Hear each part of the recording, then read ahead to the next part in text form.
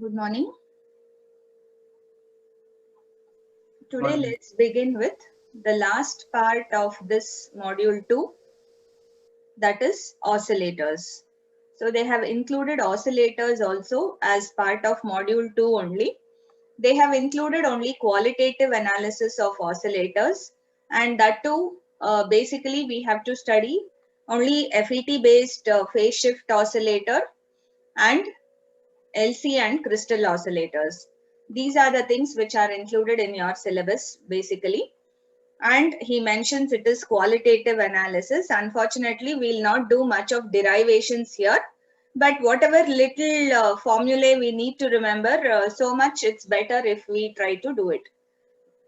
Okay. So, can you tell me what are oscillators?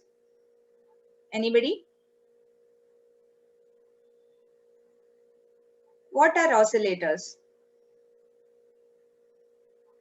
Devices which convert DC signal to AC.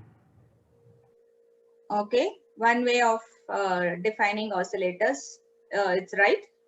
So oscillators are circuits which will convert a constant DC signal to a varying or changing AC signal. So any circuit which is able to generate both positive and negative pulsations is known as an oscillator, and it's an electronic circuit which results in a sinusoidal output with maximum amplitude and frequency. Actually, we have oscillators which give us square output, triangular, and all that. We'll study, generally, we call those under a different category. Here, in this point, oscillations are only sinusoidal in nature. So whatever we are studying here, all the oscillators which we study here are those circuits which result in sustained sinusoidal output waveforms with highest amplitude and proper frequency. So the maximum frequency and amplitude of an oscillation will be decided by the design of the feedback network. So here we are talking mainly of sinusoidal oscillators. So please remember, we'll call this set of oscillators which we are going to study here as sinusoidal oscillators. And we have other category as relaxation oscillators where we will generate square wave, and from square wave we can produce triangular, ramp, anything. So we can have other wave shape also in oscillators, but usually we call those circuits as multi-vibrators. We'll be talking about multi-vibrators also in module 5. We'll be studying about multi-vibrators there, which produce square wave oscillations. Okay. And from that square wave, you can generate triangle, you can generate ramp. There are so many options. But for now, we'll study mainly about electronic circuits which generate a sine wave at their output. So where do you make use of all these? Where do you need sine waves? You need it to represent any signal. So in the sense, inputs to the amplifiers and all that, most of it are sinusoidal in nature. So signal generators will automatically be designed to generate sine wave and even other wave shapes. So sinusoidal signal, when I say sinusoidal, it will include both sine and cosine. Remember, sinusoidal means not just sine. It will include both sine and cosine signals. That's why they are put together and known as sinusoidal signals. And very often we use cosine more commonly than sine, especially when I consider communication applications. Whenever we use it for transmission and reception, this cosine is more preferred than sine, for the simple reason that in the frequency domain, this cosine has a much easier representation, or it will not have a imaginary part. whereas the sine will have an imaginary component. Do you remember what is the representation of sine and cosine using exponential function?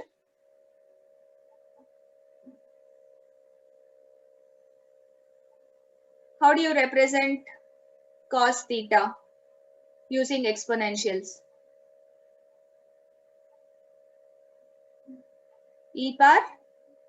J theta Yes. plus e Plus power e power? 1 by 2. Exactly, you're right. So cos theta is represented as e power plus j theta plus e power minus j theta by 2.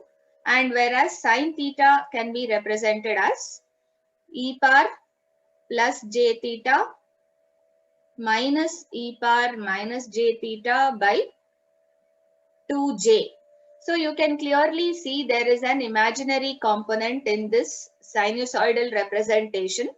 So when we have to represent the magnitude and phase functions, the sine waveform will be little more difficult for mathematical analysis than the cosine. So usually when we talk of sinusoidal signals, we prefer using the cosine more commonly than the sine. I hope you remember what is the difference between cosine and sine. Cosine is going to have maximum value at 0 phase angle, and it will vary like this. This is a cosine, whereas a sinusoidal will have minimum value or 0 value, and it will reach maximum at what? Pi by 2, whereas cosine becomes 0 at pi by 2. Remember that. So this is the major difference. The difference between the two is in terms of the phase angle. Cosine will lead the sine by 90 degrees. So cosine starts at maximum value at 0, whereas sine will have 0 value at 0. This is the difference between the two. But when we say sinusoidal, in general, we include both sine and cosine. And in this module, we can simply consider a sine as sine itself, sine waveform itself. It doesn't matter whether it's sine or cosine. Okay, so such sinusoidal oscillators are very useful in many practical circuits as input signals for signal analysis to represent complex signals. Do you remember what is a Fourier series?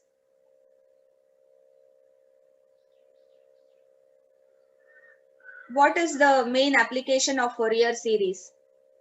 Or what is basically Fourier series? Anybody?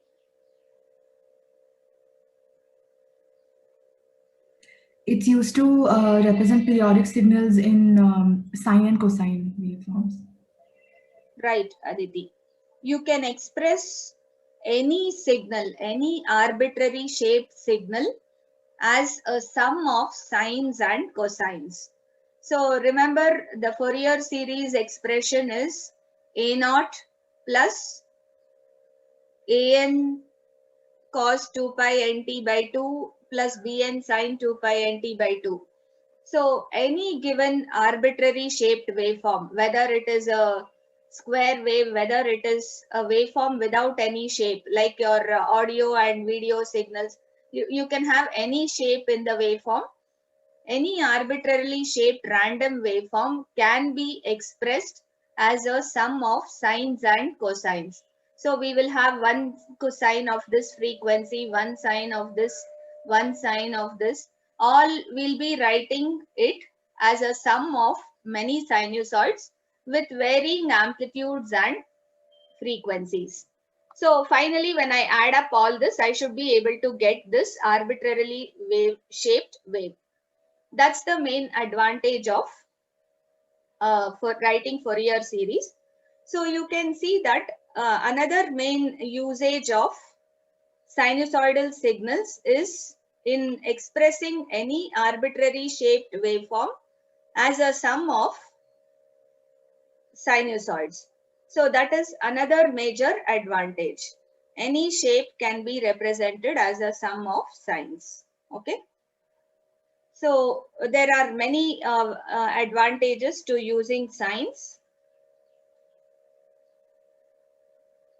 The feedback network in general, we are talking about in an oscillator, it is the feedback network which will determine the frequency of oscillation and amplitude also to some extent.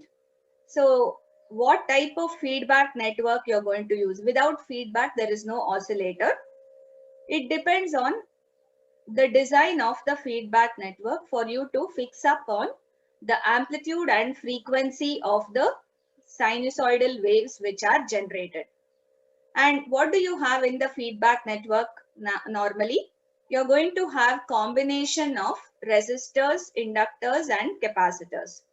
So basically, we will have passive components R, L and C. We can also have active components in the feedback network. But for our analysis in 4th sem, we have only so in your only passive components in the feedback network, just resistor and capacitor combination or inductor and capacitor combination we will use commonly. Okay. So what is a feedback network? We remember we analyzed this in one of the first classes. Generally, you should have a basic amplifier with gain A, and the output of the amplifier is measured across a load resistance RL. And when I take the complete output voltage or a portion of the output voltage, I need not take the complete voltage. I can even take a small portion of the output voltage, and I will have a feedback network with gain beta. We call this as feedback gain or feedback factor. This beta is normally called as the feedback factor. Okay. And don't confuse it with beta, which is the current gain of transistors. Remember, transistors, BJTs have beta as their current gain. This is not that beta. You can also, if you feel confused, you can simply call it B also. Here B represents the transfer function of this feedback circuit. So what would be the value of B here? B would be output of the feedback circuit, which is Vs, Vf, the feedback voltage. Okay, this is the output of the feedback circuit. And what is the input to the feedback circuit? It is the output voltage V0. Output of the basic amplifier is the input to the feedback network, and output of the feedback network is the feedback voltage Vf. So this beta, the feedback factor or the feedback transfer function B or beta, is nothing but the ratio of its output to input. So output of the feedback network is Vf, input to the feedback network is V0. So this is known as the feedback factor beta or feedback factor B. And if you notice, this feedback circuit, we have signal traveling from output side to input side. So in the feedback circuit, the signal always moves from the output side to input side and not the other way around. Remember that. But what happens in the basic amplifier here? How do I define A? A, which is the gain of the basic amplifier, it represents the transfer function of this amplifier. Its output. What is the output of the amplifier? V0 divided by what is the input to the amplifier? Vi. So the gain of the amplifier or the transfer function of the basic amplifier is the ratio of its output to input. In this case, it is output voltage to input voltage. And you also see the direction of signal flow in the amplifier. In the amplifier, the signal always flows from left to right. That is from this input side, Vi side to V0 side. Whereas in the feedback circuit, the signal always flows from right to left, from output back towards the input side. Now, what happens to the feedback voltage which is coming from this feedback circuit? That voltage Vf, we have the feedback voltage here. It is connected in series with the input signal Vs. We will initially assume there is some input signal Vs. It may be connected for a short duration, and once the feedback is generated, we can remove it off. Remember, oscillators are also known as generators. So please remember, oscillators should not have any input.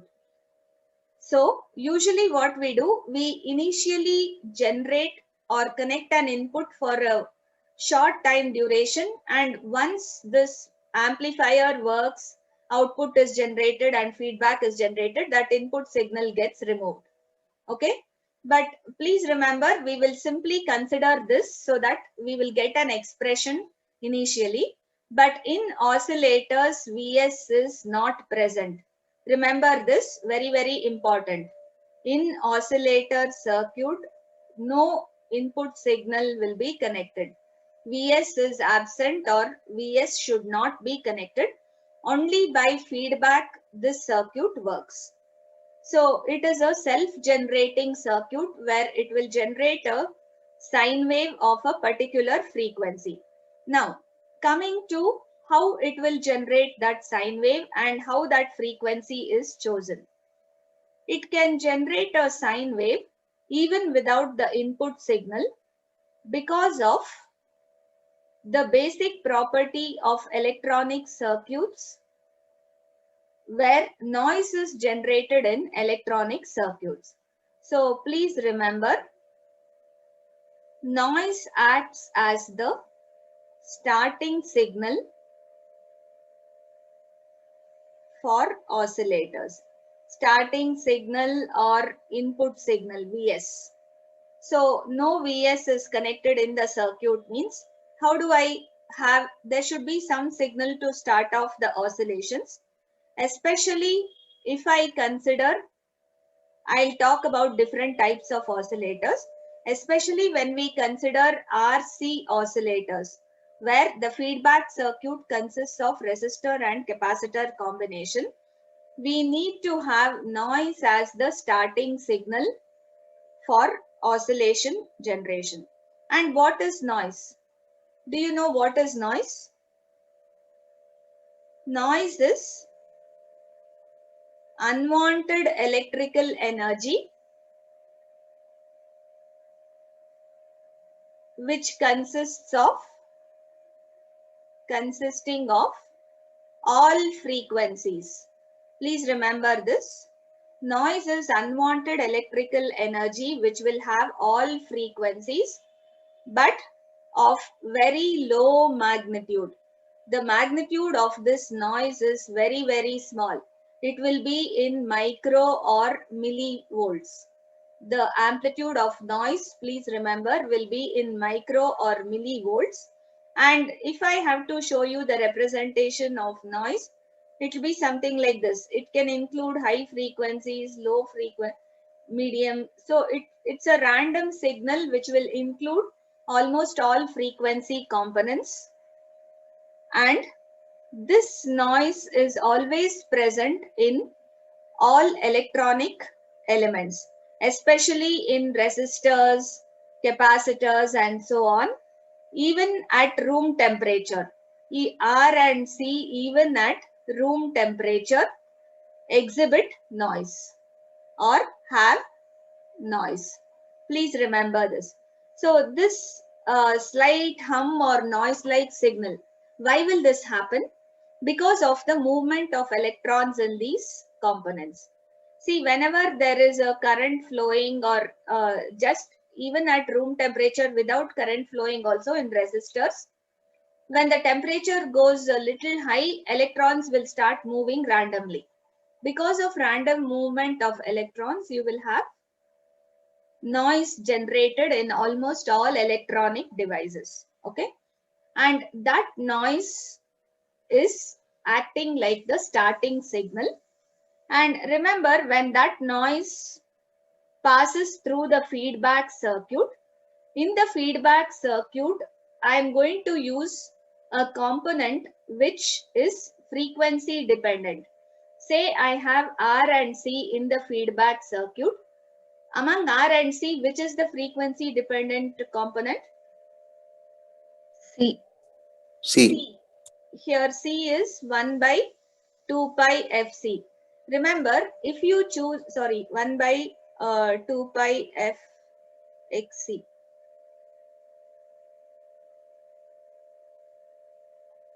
Or xc is 1 by 2 pi Fc, whatever you want you consider.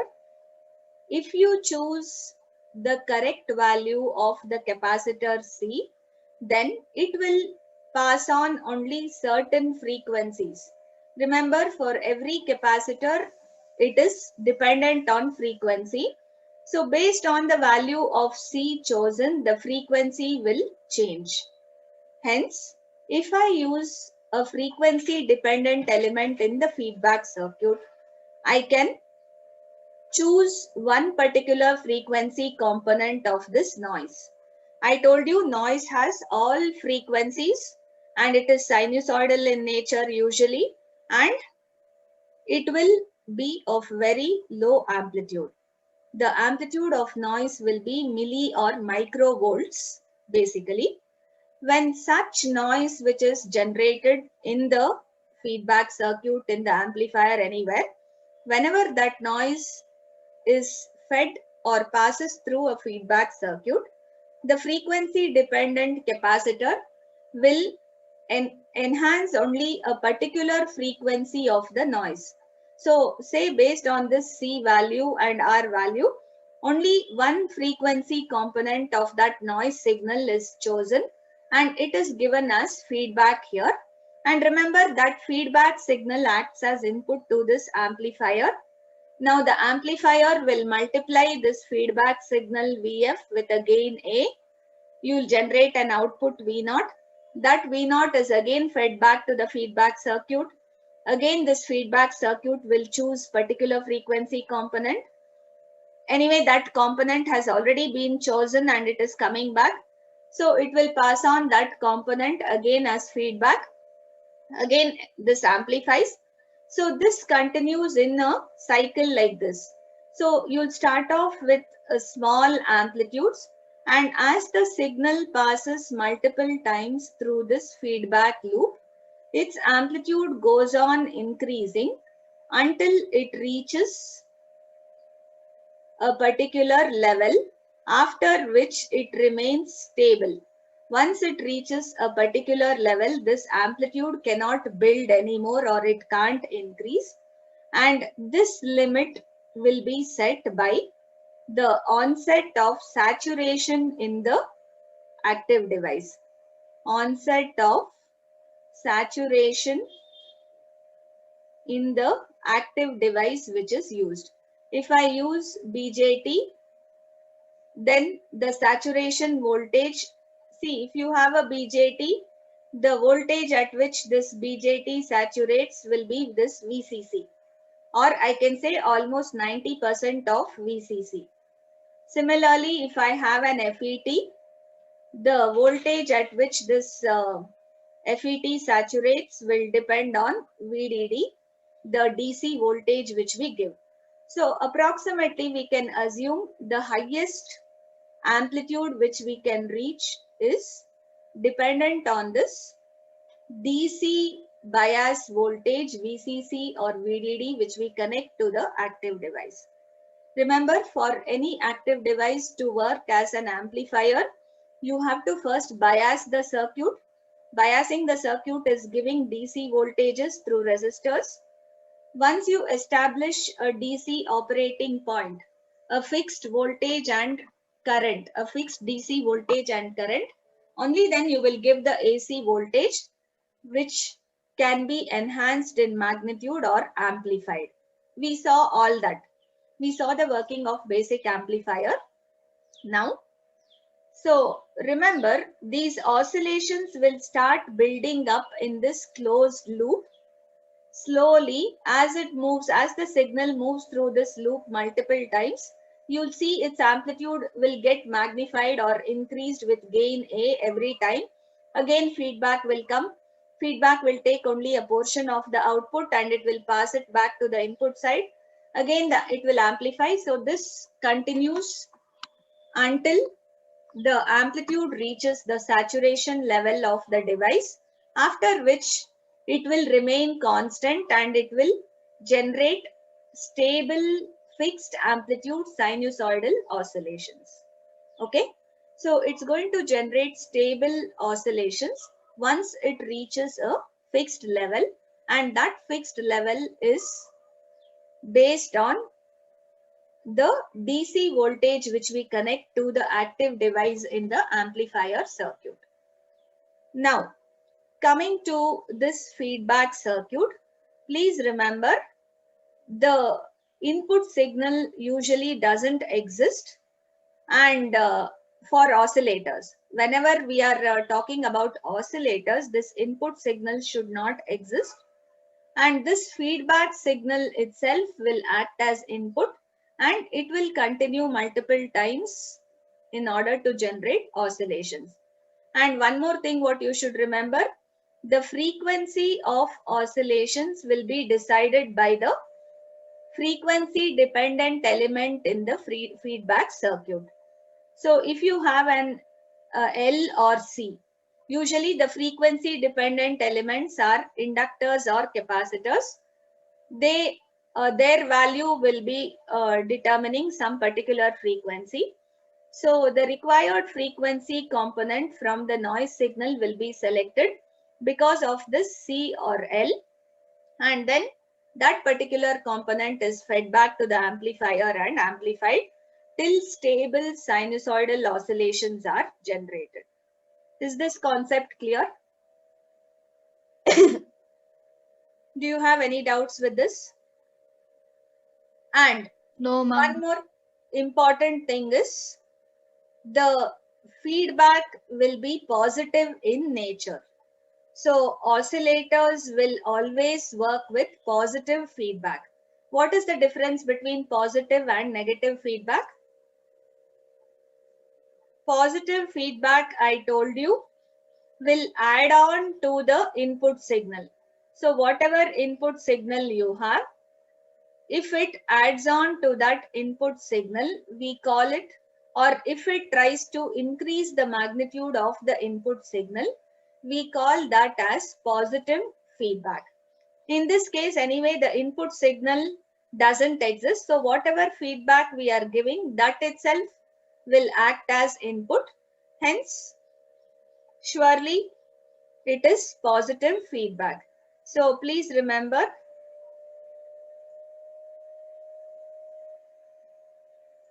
it is always positive feedback in oscillators. And for an electronic circuit to work as an oscillator, in addition to positive feedback, it should satisfy two very important conditions, which we call as Barkhausen's criteria. Remember, there are two very important conditions known as Barkhausen's criteria, and that Barkhausen's criteria is as stated below. All of you please write down. Remember the most important conditions for a circuit to produce oscillations. Two important conditions. The first condition is the phase shift around this loop should be 0 or 360 degrees. Integer multiples of 2 pi we say. It should either be 0 or n into 2 pi. 2 pi is nothing but 360 degrees. N represents any integer. So the phase shift around this closed loop, this is a loop, amplifier feedback circuit, both put together, tied together in a loop. So total phase shift around the feedback loop should either be 0 or it should be an integer multiply of 2 pi radians or 360 degrees. That's the first condition. The second condition is the loop gain. The gain around this loop. We have two transfer functions in this loop. One is the basic amplifier A. The other transfer function is the feedback factor beta. So the loop gain is nothing but A into beta. So the magnitude of this loop gain should always be greater than or equal to 1 if a circuit should generate oscillations. Please remember, these are two essential conditions for a circuit to oscillate. If these conditions are not satisfied, the circuit will not oscillate. Is that clear? So two very important conditions for a circuit to oscillate. One is the phase shift around the loop should be 0 degrees or integer multiples of 2 pi radians. And the other condition is the magnitude of the loop gain should be what? The magnitude of the loop gain should always be greater than or equal to 1. Remember that. Otherwise, we cannot generate oscillations.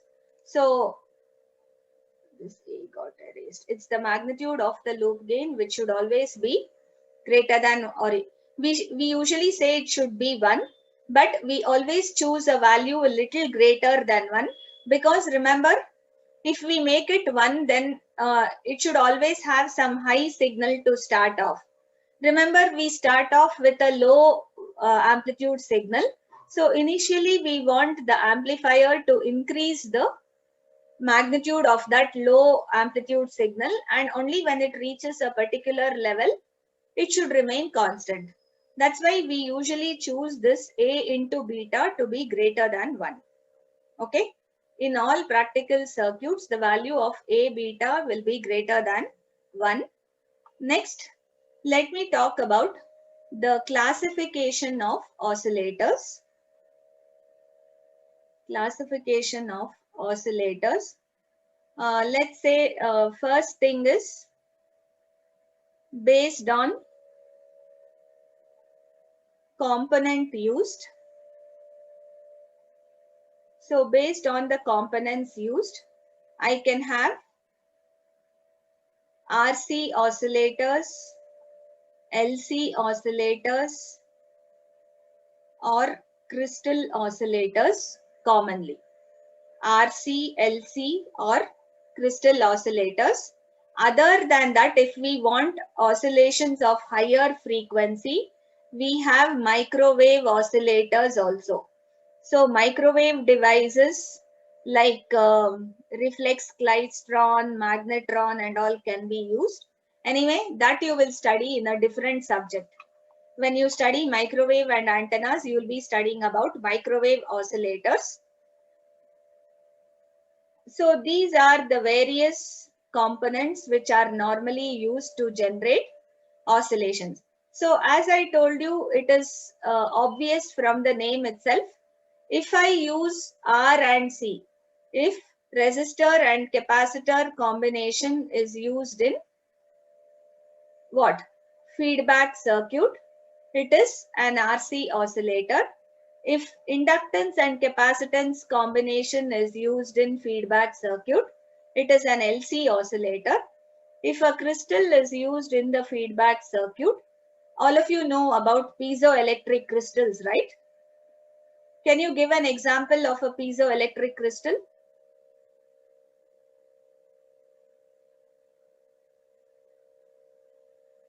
Yes? Any piezoelectric crystal you remember? The most commonly used one in watches and all.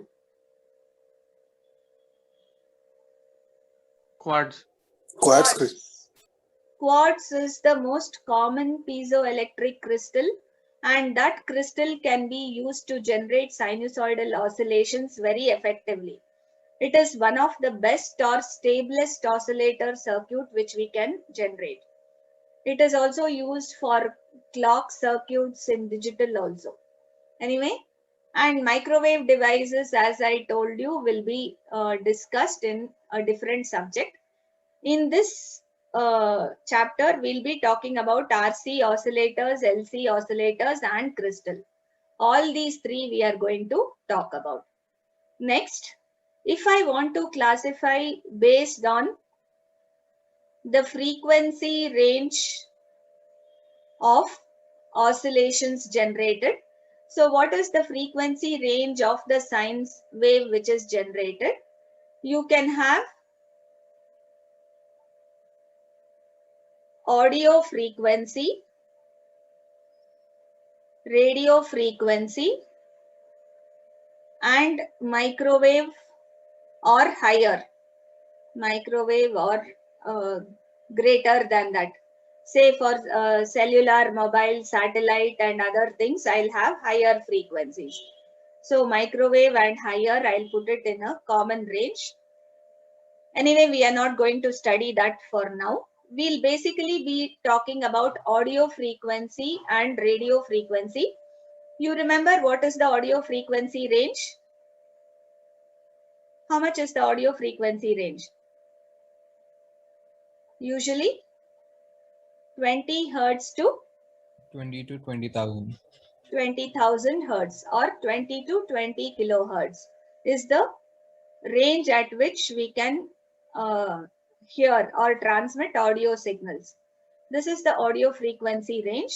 The radio frequency range goes from 20 or 30K to much higher values. I can say 200 or let me say 20 giga or nearing. So even up to 200 giga it can be. 200 greater than that will be microwave range or in gigahertz. Let me put 20 giga only here for now. We'll have even higher values. So greater than 20 giga can be considered as microwave range, which we will generate with these devices. You can see the relation. Usually RC oscillators generate oscillations in the audio frequency range. LC oscillators generate oscillations in the radio frequency range. Crystal oscillator is also basically used for radio frequency range, whereas these microwave devices will generate oscillations in the microwave frequency range of operations. So remember this, whenever you are asked to design an oscillator, say for 10 kilohertz, you should always choose RC oscillator. Okay, please remember that. RC oscillators are always used for audio frequency generations. Whenever you are asked to design an oscillator for 100 kilohertz or more, 200, you have done it in the lab, right? You have done this Colpitt's oscillator, crystal oscillator and all in the lab, you would have seen. You have designed that Colpitt's oscillator for 100 kilohertz. So you have used LC circuits for radio frequencies. Okay. Crystal will also generate something in the radio frequency range, usually 1 megahertz, 2 megahertz, so on we will have. And for higher frequencies, we use microwave devices. Okay. So based on the components used, we classify it like this. Based on the frequency of range of oscillations, we classify it like this. And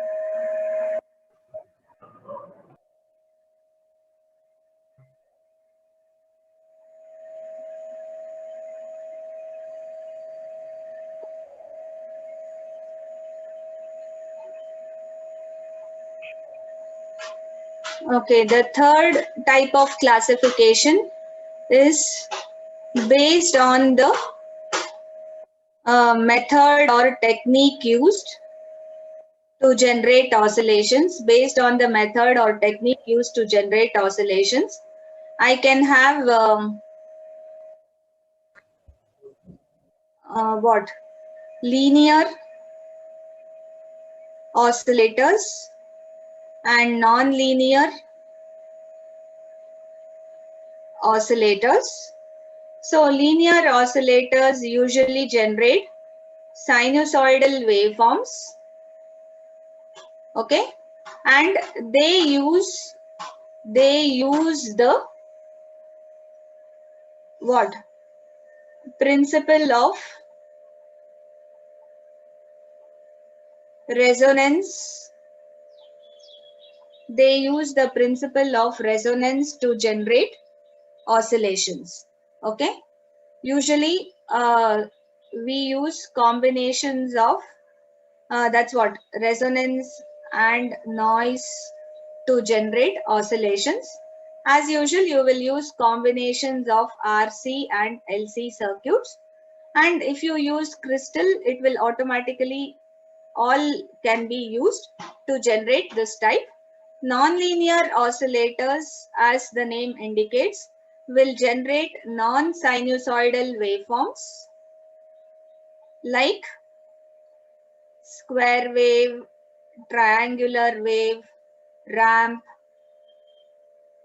so on. You will have different other shapes of waveforms, and the circuits, the building blocks which are used to generate this are known as multivibrators.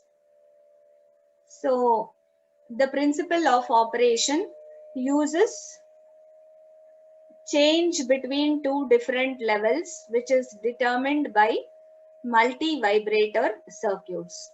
Okay, so we have this as a third classification of oscillators. So I hope you are able to understand. We can classify oscillators in many ways. Basically, we'll be studying about RC oscillators which generate oscillations in the audio frequency range, LC oscillators which generate oscillations in radio frequency, and also crystal oscillators which will give us the most stable oscillations. The most stable oscillations are generated by a crystal oscillator. Even that generates radio frequency oscillations commonly. Okay, and we will be studying about linear oscillators which will generate only sinusoidal waveforms. Is that clear? So first let's move on to RC oscillators. Under RC oscillators, actually we have two types. So let me just show it here only. Under RC oscillators, we can have phase shift oscillator, or we can have Weinbridge oscillator. There are two basic oscillators under RC oscillators. I think you have done both in the lab, right? Both RC phase shift and Weinbridge oscillator, I think you would have done in your simulations. So we'll be talking about two different types of oscillators, the RC phase shift oscillator and the Weinbridge oscillator. Most important, first we'll talk about the RC phase shift oscillator.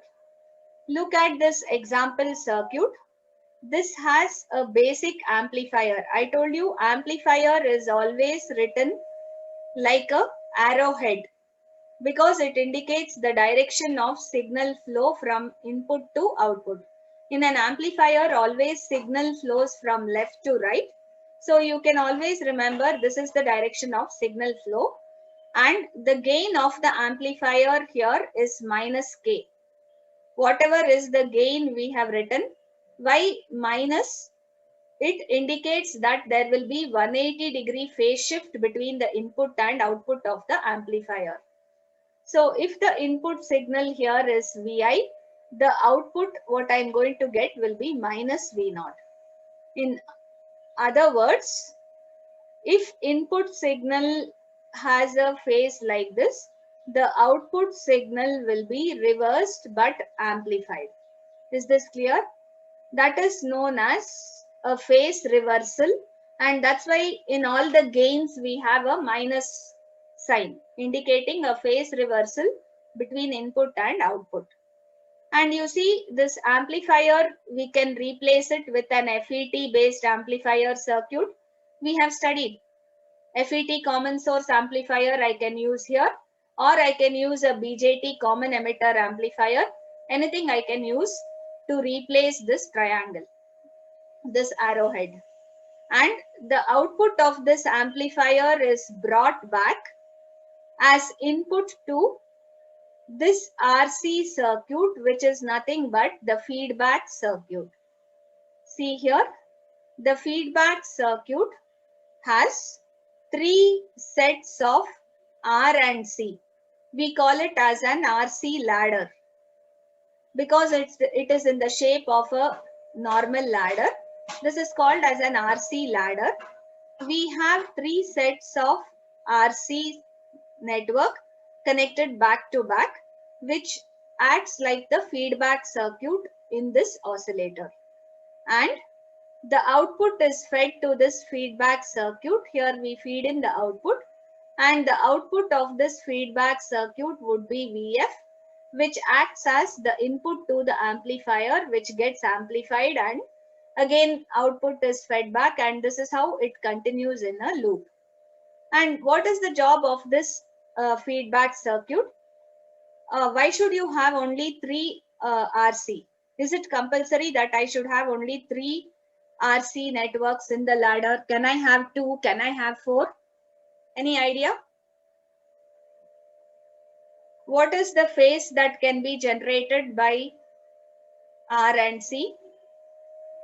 60 degrees. Degree. Maximum of 90 degree, ma'am. Correct. Maximum is 90 degrees, but in that case, using two RC networks, I should be able to get 180 degrees. Do you remember the Barkhausen's criteria? Just now we discussed. What does Barkhausen's criteria say? The first condition, the phase shift around the loop should be 0 or integer multiples of 2 pi radians. So if I have an amplifier which gives you a negative gain, that means there is 180 degree phase shift introduced by the amplifier. I showed you just now, between input and output of the amplifier, there will be 180 degree phase change. That's why you get a negative gain. If I have 180 degrees induced by the amplifier, and if the feedback network induces 0 phase, then the first condition in Barkhausen's criteria will not be satisfied. Remember, Barkhausen's criteria states that as I move around the loop, the phase change of this loop should be either 0. It can't be 0 now because the amplifier gives you 180 degree phase shift. So what can we do? We can add another 180 to make the total phase change around the loop as 360 degrees. That's what we are trying to do with this feedback network. So if an amplifier, most of the amplifiers which we use, common source or common emitter, will always give us 180 degrees phase shift between input and output. Okay, they are the most commonly used type of power and voltage amplifiers. Therefore, you have to design a feedback network which will give another 180 degree phase shift or a total phase shift around the loop. As the signal travels around the loop, it should encounter a total phase shift of 360 degrees, which is 1 times 2 pi. 2 pi means 360 degrees. So 1 into 2 pi is okay. Then the first condition in Barkhausen's criteria would be satisfied. So we need this RC network to give us a total phase shift of 180 degrees. And as you told, it is possible for one RC circuit to give us 90 degree phase shift. That means using two RC circuits, you should be able to work. But usually that is not allowed because an RC circuit will not give a perfect 90 degrees. There is based on the deviation in R and C values. If you get anything less than 90 or anything, it still won't generate oscillations. So it is always preferred to use greater than 3 RC networks. Please remember, we will not work with two RC networks whenever we use RC phase shift oscillator. All this is extra. Please remember, in Viva it will be asked. And you should know the reasons for all this. You cannot work with two because very often because of the what do you say, tolerance of resistors, capacitors, there will be deviation from their actual values, and the phase shift generated will usually be something less than 90. Hence, the Barkhausen's first condition will not get satisfied if I work with two RC networks. So if I have to generate 180-degree phase shift, I should have minimum 3. I can have even 4. The more the number of RC circuits I use, the amplitude goes on getting reduced. It will take a longer time to build oscillations and reach a what? Fixed level, a stable level. So usually we prefer the optimum value is to have 3 RC networks in the feedback circuit. And when you have 3, naturally you'll use equal values of C and R. Each RC network should give you 180 by 3 or 60-degree phase shift. So you will design for R and C values in such a way that each RC network would give you 60-degree phase shift. Okay. So totally I'll have 60 plus 60, 120 plus 60, 180-degree phase shift from input to output of this feedback network. Okay. So as you see, it consists of an amplifier having negative gain minus K, 3 sections of RC ladder network in the feedback. Why 3 RC sections? I told you. Theoretically, though RC network, the current leads voltage by 90 degrees. It is usually less than 90 degrees because you can't get a pure capacitor or pure resistor. The resistor also has tolerance value. So usually you can't get 90. It will always be less than 90. But the phase shift of the operating frequency of oscillator depends on R and C.